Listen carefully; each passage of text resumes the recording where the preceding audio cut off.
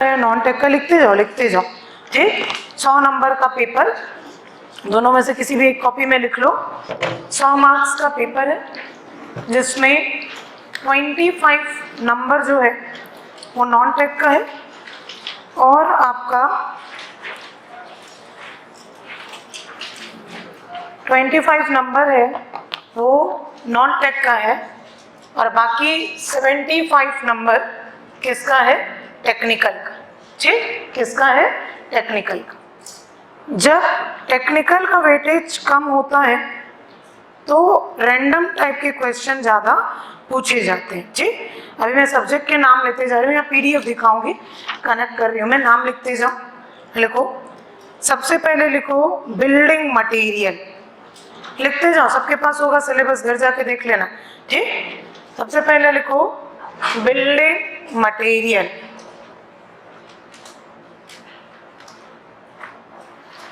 Building material, ठीक। अब building material में जो पार्ट्स कवर करना है वो ट्रेडिशनल एग्जाम से थोड़ा कम कर दिया है। ठीक, इसमें मटेरियल में क्या क्या दिया है आपका? ब्रिक है। ठीक, लिखो ब्रिक, सीमेंट। सिलेबस मत दिखाना मेरे को, लिखते जाओ, मेरे पास है सिलेबस, कॉपी में आपके होना चाहिए। ठीक, लिखो brick, cement, cement motor, cement के बाद सीमेंट मोटार और कंक्रीट टेक्नोलॉजी का एक पार्ट है कंक्रीट। ठीक, कंक्रीट टेक्नोलॉजी का एक पार्ट है कंक्रीट। ठीक, सेकेंड स्ट्रक्चर एनालिसिस, सेकेंड है स्ट्रक्चर एनालिसिस। स्ट्रक्चर एनालिसिस में जेईई के पेपर में एडवांस मेथड नहीं डालना चाहिए था, डाल दिया है मैट्रिक्स मेथड। इसमें matrix stiffness and forces method जो लिखा है, तो स्टिफनेस एंड फोर्सेस में फ्लेक्सिबिलिटी और स्टिफनेस दोनों आ जाता है। ठीक, तो मैं पहले सिलेबस आपको समझा देती हूँ कि क्या है कैसा, यहाँ पर ध्यान से देखो, नोट करने वाले पार्ट को नोट कराते जाऊंगी। ठीक, पेपर है, सभी को पढ़ना है अभी, बिल्कुल ये मत सोचना डिग्री डिप्लोमा क्या करना है करके, वो लड़ाई एक साइड चल रही है और वो चलते रहेगी। ठीक, अभी आपको एक एंड पे पढ़ना है, मेरे हाथ में ये सिलेबस है और मैं इसको अभी 27 तक कैसे कंप्लीट कराऊंगी, ये मेरा लाइन ऑफ एक्शन रहेगा और आपको बता देती हूँ कि क्या क्या आपको पढ़ना। 25 नंबर का पेपर है, पार्ट 1। ठीक, पार्ट 1 में ये सामान्य ज्ञान जीएस का सेक्शन, जीएस के टीचर्स आपके डिटेल करेंगे आपको इवनिंग बैच में। अब आ जाओ टेक्निकल के पार्ट। कुल प्रश्न 75, प्रत्येक एक अंक, मतलब एक क्वेश्चन 1 नंबर का होगा। माइनस मार्किंग का जो सीक्वेंस रहेगा वो आपको डिटेल में दिख जाएगा। ठीक, अब सबसे पहला पार्ट आता है इसमें बिल्डिंग मटेरियल। बिल्डिंग मटेरियल को थोड़ा छोटा कर दिया है, ब्रिक है, सीमेंट है, सीमेंट मोटार और ये बिल्डिंग, ये कंक्रीट टेक्नोलॉजी का पार्ट यहाँ पर आता है। इसमें टिम्बर नहीं, जो नहीं है उसको लिखो कॉपी में, क्योंकि उसको पढ़ना भी मत, बिल्कुल नहीं लिखा है, डायरेक्ट भी नहीं है, इनडायरेक्ट भी नहीं। टिम्बर नहीं है, पेंट नहीं है, ठीक, जो कि बाकी जेईई के पेपर में होता था। टिम्बर, पेंट नहीं है। ठीक, बाकी ये 4 पॉइंट आपके। अब आ जाओ second structure analysis. Structure analysis बिल्कुल अभी किसी कॉपी से मत पढ़ना, मैं लाइन टू लाइन यहाँ पर पढ़ाऊंगी और जितना इंपॉर्टेंट है इसके हिसाब से पढ़ाऊंगी। ठीक, अगला स्टील डिजाइन। स्टील डिजाइन में ऊपर में लिखा है principle of working stress method, design of connection, simple member, built up section, design of industrial room.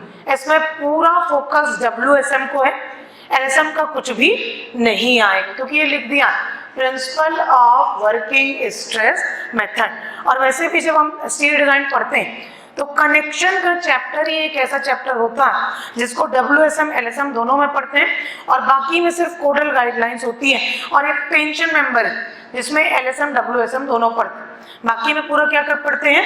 Codal guideline. तो इसका पार्ट भी हम WSM से कंप्लीट करें। आगे RCC, स्टील स्ट्रक्चर के बाद लिखा क्या? स्टील, लिखो स्टील डिजाइन लिख लो। स्टील डिजाइन के बाद लिखो RCC।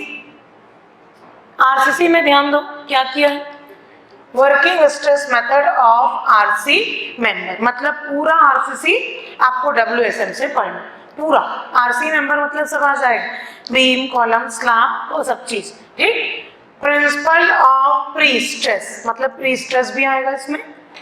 उसके बाद जो स्ट्रक्चर का पार्ट है, design of simple member and determinate structure, तो ये बीम की ही बात कर रहा हूं, ठीक। तो ये वाला पार्ट आरसीसी का पार्ट है, इसमें हमको पढ़ना है पूरा डब्ल्यूएसएम। अगला आ गया construction practices, concrete equipment, weigh batcher, mixture, vibrator, concrete pump, crane, hoist, lifting equipment, earthwork equipment, power shovel, roof, dozer, dumper, trailer, roller, shift roller, इतना इतना इतना। इसके लिए पूरा पीडीएफ में यहाँ पर समझाऊंगी और आपको कंप्लीट एक पीडीएफ दूंगी, ठीक। पीडीएफ मतलब हार्ड कॉपी, ठीक। उसमें लाइन टू लाइन यही सब लिखे हुए, पावर शॉवल क्या होता है, बैक हू क्या होता है, हू क्या होता है, डोजर क्या होता है, क्रेन क्या होता है, लिफ्टिंग इक्विपमेंट क्या है, सब चीज इसमें है, ठीक। अगला ये एक्चुअल में जो पांचवा पार्ट है वो कंस्ट्रक्शन प्रैक्टिसेस के पार्ट में मान सकते हो आप उसको, या कंस्ट्रक्शन इक्विपमेंट भी बोल सकते। अब सॉइल मैकेनिक्स में देखो क्या बदमाशी किया है, पार्ट 2 जिसको बोलते हैं फाउंडेशन इंजीनियरिंग, कंप्लीटली क्या कर दिया, हटा दिया। तो पार्ट 2 नहीं पढ़ना है, लिखो। आपको ये तो पता होना चाहिए कि मेरे को नहीं क्या पढ़ना, पढ़ना वाला तो मैं पूरा पढ़ा दूंगी, घर जाके आप पार्ट 2 पढ़ रहे हो तो दिक्कत कर देगा, ठीक। पार्ट 2 नहीं पढ़ना। मटेरियल्स में रॉक को भी हटा दिया, लिखो। बिल्डिंग मटेरियल जो है उसमें रॉक को भी हटा दिया, ठीक। रॉक का टेस्ट, रॉक के डिटेलिंग, एग्रीगेट का टेस्ट, एग्रीगेट की डिटेलिंग, सैंड का टेस्ट है, सैंड की डिटेलिंग, ये सब चीजों को क्या कर दिया है, हटा दिया। बट आगे देखते हैं, बीच में मिक्स कर करके कुछ चीजें लिखी, ठीक। अब इसमें पार्ट 1 कंप्लीट पढ़ना है, ठीक। समझ में आ गया।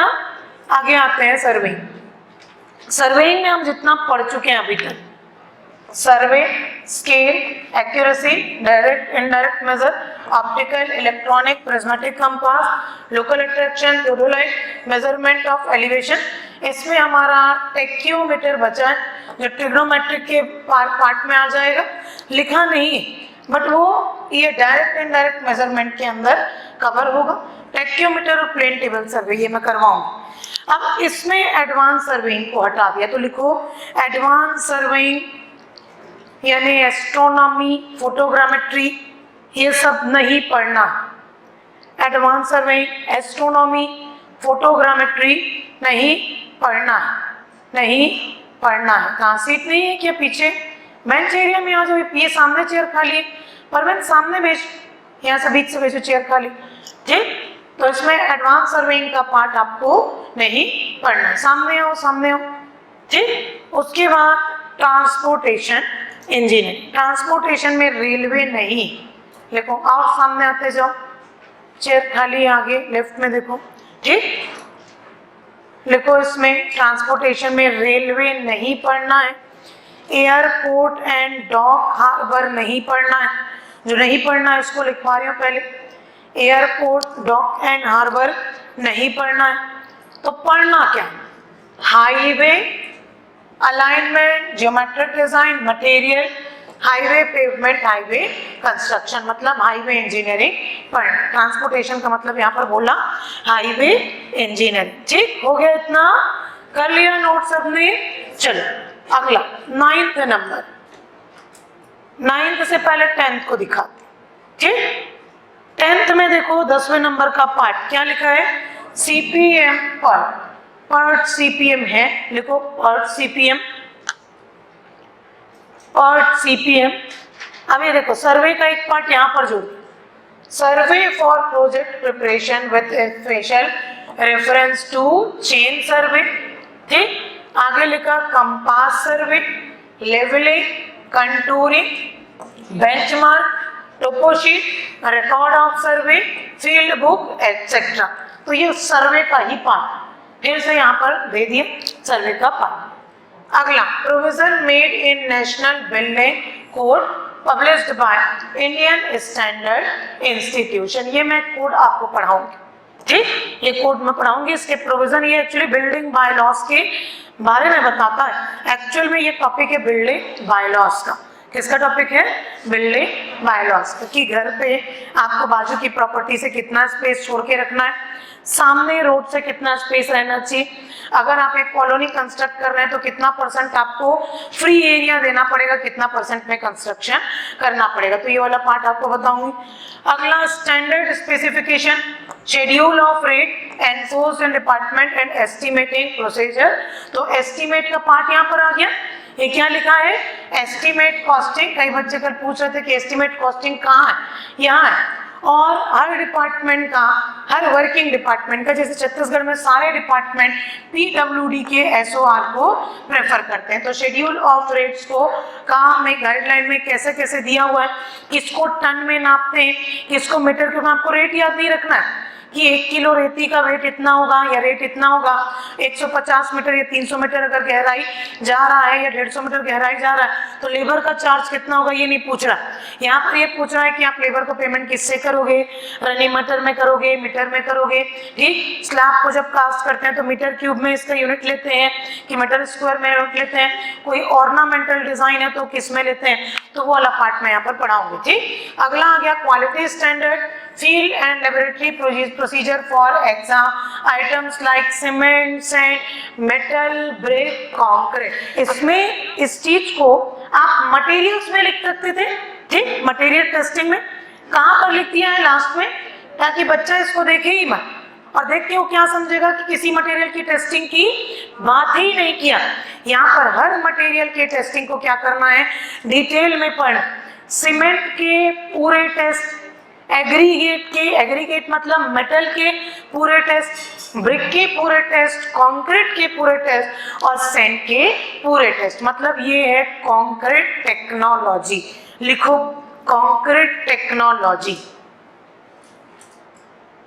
ठीक, समझ में आ रहा है? तो छोड़ा कुछ नहीं, वहां पर शुरू में देखने से लगता है कि नहीं दिया, अब यहाँ पर ऐड कर दिया। ठीक, सीपीएम पार्ट तो मैंने बता दिया। ये 10वां पॉइंट जनरल वाला क्लियर हुआ। ये एक नया दिख रहा था बट नया नहीं है, इसको सिर्फ एक नाम दे दिया, नया नाम बदल के दे दिया, और कुछ चीजें जो बिखरी हुई थी उसको अलग अलग सब्जेक्ट के साथ मिलाना था, इसके अंदर मिला। ठीक, इसके बाद और क्या नहीं है सिलेबस? सिलेबस में वाटर रिसोर्सेस का जितना भी पार्ट होता वो कुछ भी नहीं। ठीक, अब वाटर रिसोर्सेस का कितना पार्ट है लिखो, इरिगेशन। इसीलिए अगले टेस्ट का हमने तुरंत सिलेबस को चेंज कर दिया। ठीक, और अगला टेस्ट जो 4 नंबर का संडे का टेस्ट होने वाला, उसका सिलेबस लगभग वही सिलेबस है जो लास्ट संडे आपने टेस्ट दिया, क्योंकि आपके पास टाइम नहीं है। ठीक, होली भी है इस बीच में, इसका सिलेबस को सेम कर दिया जो पिछले संडे आपने दिया है।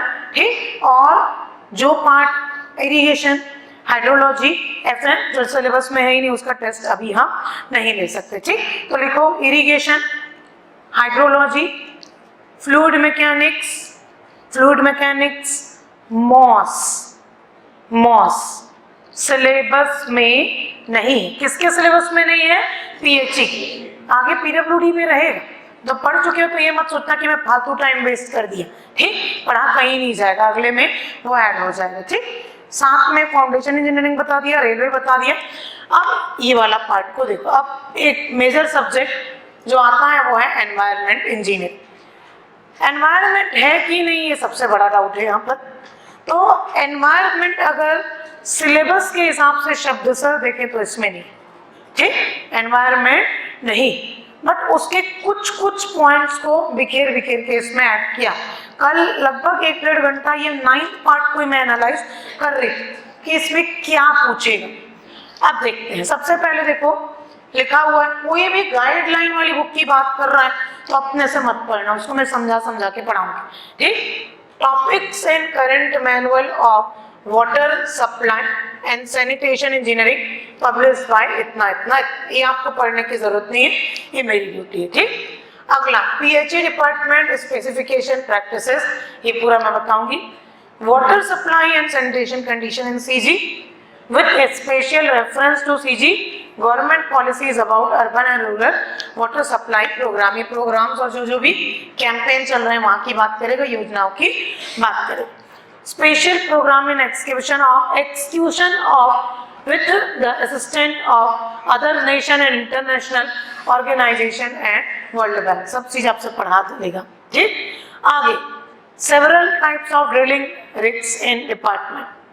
अब देखो जियोलॉजी एक सब्जेक्ट होता है जो माइनिंग वाले पढ़ते हैं, ठीक, और हम लोगों ने इंजीनियरिंग जियोलॉजी पढ़ा है 4th सेमेस्टर या 3rd सेमेस्टर में, आप लोग भी पढ़े। उसमें किस मेटल को या किस रॉक को काटने के लिए कैसा ड्रिलिंग इंस्ट्रूमेंट होता है ये सब पढ़ते हैं। वहां के सिलेबस को उठाया है, कहां पर, several type of drilling rig. मतलब अगर कोई हार्ड कोर आपको लेना है, ब्रिक है, सॉफ्ट मिट्टी मिल गई तो उसके लिए अलग टाइप का आप ब्लेड यूज करेंगे या अलग टाइप का ड्रिलिंग रिग यूज करेंगे। ठीक, अगर हार्ड है तो उसके लिए अलग टाइप का यूज करेंगे। मतलब ये इक्विपमेंट की बात फिर से करें। टाइप ऑफ हैंड पंप, कौन कौन से टाइप का हैंड पंप यूज करते हैं, तो थोड़ा सा फ्लूइड मैकेनिक्स का जो पंप वाला सेक्शन, उसमें नाम के पार्ट को यहाँ पर पूछ रहा। ठीक, पंप की डिटेलिंग नहीं पूछ रहा, कौन कौन से टाइप के पंप होते हैं, ठीक, उनका मेंटेनेंस कैसे करते हो। मतलब ये सिलेबस का ये वाला पार्ट जो था, इसमें से 3 टॉपिक तो इलेक्ट्रिकल एंड मैकेनिकल के थे, जो किसमें पूछ रहा है वो सिविल। मतलब इस टाइम ये नहीं सोचा कि आप सिविल वाले हो, पेपर दे रहे हो, वो क्या किया, मैकेनिकल और सिविल के हिसाब से इस टॉपिक को कॉमन कर दिया है। ठीक, आगे देखते हैं। Government rule for maintenance of water work, practices in maintenance of water work and sewage including distribution। अब इतने पार्ट को आप ध्यान से देखो। ठीक, इतने पार्ट क्या लिखा है, government rule for maintenance of water work. अब मेंटेनेंस ऑफ वाटर वर्क का मतलब क्या होता है, यहाँ पर 2 चीजें आती हैं, मेंटेनेंस एंड ट्रीटमेंट बोल सकते थे। तो जो ट्रीटमेंट यूनिट आपने पढ़ा ड्रिंकिंग वाटर का और जो सीवेज वाटर का, इंट्रोडक्टरी पार्ट, थ्योरेटिकल पार्ट इसमें कवर हो रहा, न्यूमेरिकल पार्ट नहीं कवर हो रहा। ठीक, आगे लिखा practices in maintenance of water work. Maintenance मतलब वाटर को और करेंगे, तो वाटर को हम क्या कर रहे हैं, क्लीन कर रहे हैं, डिस्ट्रीब्यूट कर रहे हैं, और उसके बाद पूरा पाइपिंग सिस्टम का जो डिस्ट्रीब्यूशन पार्ट था वही। मीटरिंग नया है, बिलिंग नया है, रेवेन्यू कलेक्शन कैसे करते हैं, और क्वालिटी कंट्रोल। क्वालिटी कंट्रोल में फिर से क्या आ गया, वाटर क्वालिटी पैरामीटर। तो अब आपको क्या करना है, जो एनवायरनमेंट हमने पढ़ा है उसमें से इंट्रोडक्टरी पार्ट कौन कौन से चैप्टर का आपको पढ़ना है, लिखो। एनवायरनमेंट इंजीनियरिंग इसमें दिया है 90 नंबर का 8वें नंबर का पॉइंट 9/8। ठीक, 9th नंबर के पॉइंट में 8th नंबर के 8th बोलेंगे क्या, 13 नंबर। ठीक, 13, ठीक, 10 11 12 13 नंबर पे पूछा है। क्या पूछा है, देखो 13 नंबर पे पूछा क्या, तो लिखो इसमें एनवायरनमेंट पार्ट 1 पार्ट 2 का physical chemical biological characteristic, physical chemical biological characteristic, theoretical part, ठीक, न्यूमेरिकल नहीं पढ़ना, थ्योरेटिकल पार्ट। सेकंड लिखो ट्रीटमेंट यूनिट्स, दोनों के पार्ट 1 पार्ट 2 के ट्रीटमेंट यूनिट्स, पार्ट 1 पार्ट 2 के ट्रीटमेंट यूनिट्स। थर्ड लिखो डिस्ट्रीब्यूशन नेटवर्क या पाइप नेटवर्क, डिस्ट्रीब्यूशन नेटवर्क या पाइप नेटवर्क,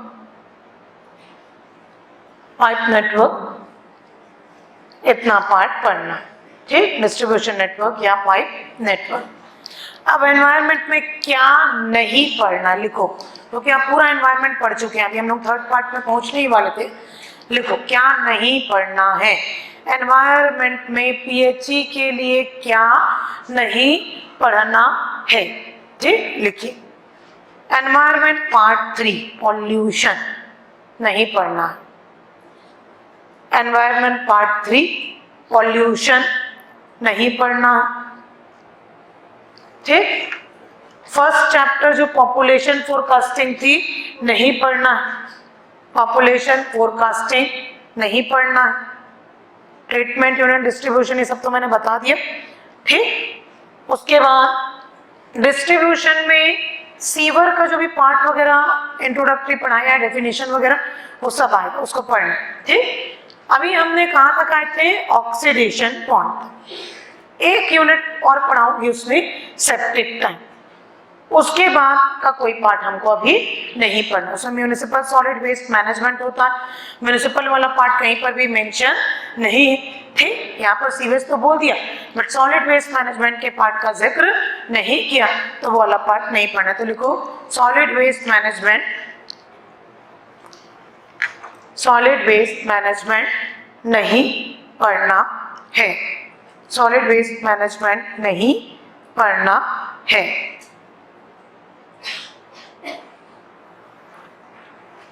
ठीक है, क्लियर है सिलेबस आपको, ठीक। अब इसका थोड़ा डिटेलिंग और कर रही हूं मैं, जो सिलेबस से मेरे को समझ में आ रहा है। जब जब टेक्निकल के प्रश्नों की संख्या कम की गई तब तक क्वेश्चंस को क्या किया गया है, टफ किया गया। दूसरी चीज ये है कि आप इतने सारे टॉपिक्स हैं कि एक या इतने सारे सब्जेक्ट जो दे रहा है, एक सब्जेक्ट से पहले से 12 क्वेश्चन 15 क्वेश्चन पूछता, अब वो पॉसिबिलिटी ही नहीं रही। तो एक सब्जेक्ट से एट मैक्स 5 क्वेश्चन से 6 क्वेश्चन आएगा, उससे ऊपर नहीं आएगा, क्योंकि उससे ऊपर देगा क्या। 10-10 आप टॉपिक दिए हो, 10 पंचे 50 होता है, 6 कर दूं तो 60 होगा, जिसमें 90 और 10वें पॉइंट से ये अगर ज्यादा क्वेश्चन उठाएगा तो 8-8 क्वेश्चन उठा लो, तो 8-8 16 या 10-10 20 ले लो। उसके बाद बाकी जो टॉपिक बचेंगे वैसा करके आप 75 नंबर का पेपर बनाएं। और नॉन टेक में भी 25 नंबर का पार्ट किया।